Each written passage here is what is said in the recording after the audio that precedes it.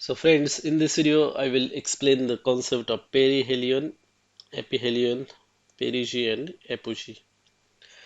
So first of all, let us take this first example.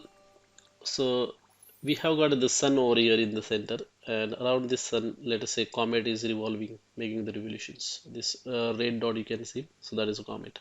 Typical comet follows the elliptical path around the sun. So what it means is that there will be some point where the distance between the comet and the sun will be minimum, let us say d1. Okay, and right opposite to that point there will be another point where the distance between the sun and that same comet will be highest or the largest.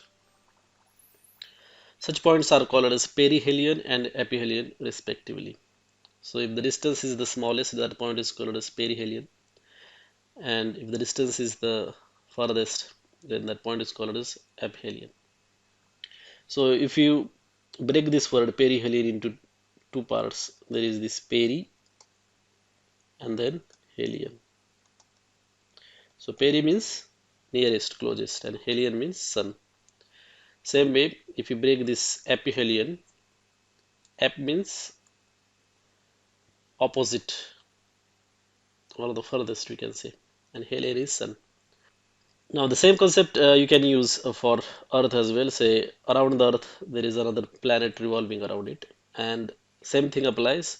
There will be some point when the distance between that planet and the Earth will be the smallest, and there will be another point opposite to that point where the distance will be the furthest. So when the distance is the minimum, that point is called as perigee. So you can see here also they are using this perigee, peri this word. Peri means closest, G means Earth. The point opposite to the perigee point is called as apogee, where the distance between the planet and the Earth is the largest.